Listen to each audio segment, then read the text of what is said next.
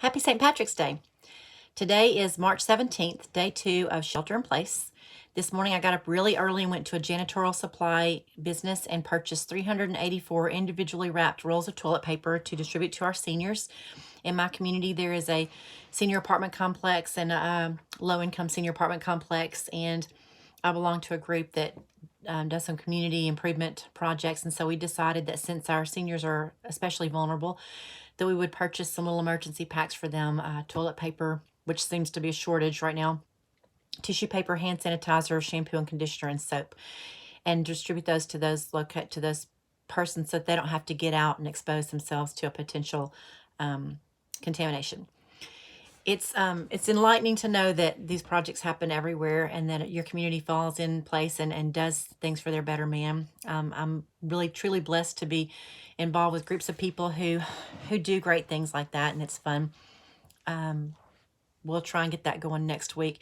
I don't know, it depends on when you watch this. If you're in the moment, you understand what's going on right now, but I think it's funny that for whatever reason, when they started talking about shelter in place or possible quarantine actions and those type things, there was a sudden run on toilet paper of all things. I'm not sure what the logic was in this, but everybody and their grandmother has gone and gotten 70,000 rolls of toilet paper so that when you go to the store, you can't find toilet paper, bread, or milk.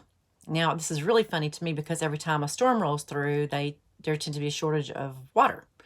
So today there's a shortage of toilet paper. And so apparently, and the coronavirus is a flu/pneumonia symptom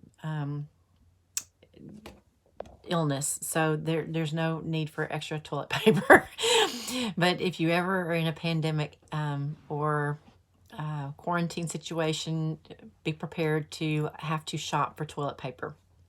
Anyway, all that aside, the grocery stores tend to be wiped out every day, and you have to go early in the morning to find your groceries.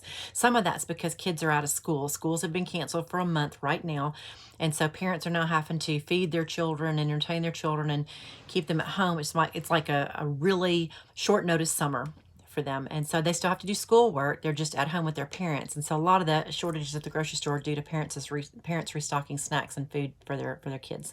And that makes sense.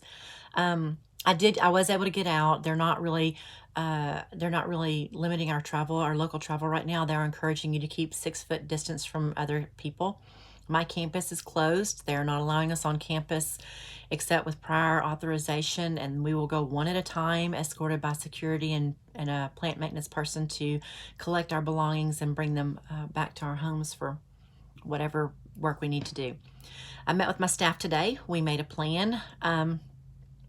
They really are incredible people, and I'm super proud of them. They care about their fellow man, and they'll do whatever it takes to improve our community and keep us moving forward. And so I'm glad I'm surrounded by like-minded individuals who are passionate about human beings and progress. And so I am relying on them to be the beacon in the storm and to keep our community calm, and just reassure them that even though it's challenging and difficult right now, that a year from now we'll look back and go, huh, can you believe we went through that? I'm reassured by communities that have completed this process and have had no new illnesses and are coming out of their sheltering type situations. And again, it's a reset to the basics. Focus on God first, family, and what's most important, and the work. We do the work because it's what we do. We'll do the work of living. Anyway, keeping it short and simple, but just I have to go to the post office today. My husband seems to think that the post office won't be available for service in the coming weeks. I don't think that's the case. He's a little bit post-apocalyptic, and I'm not. So I'm going to go mail some care packages to people that don't have access to things. My daughter has a friend in England. She can't get hand sanitizer, and so we're going to send her some hand sanitizer. She's stuck in her house with a little toddler. And she also can't get goldfish or ramen noodles, so it'll be a bizarre package of hand sanitizer, goldfish, and ramen noodles. And send a care package to my grandson up in Minnesota. He's sick with a stomach virus, and he's missing some Louisiana things, so I'm going to send him some Mardi Gras beads and gumbo and that kind of stuff. Anyway, y'all have a great day, and I'll update you tomorrow. Thanks.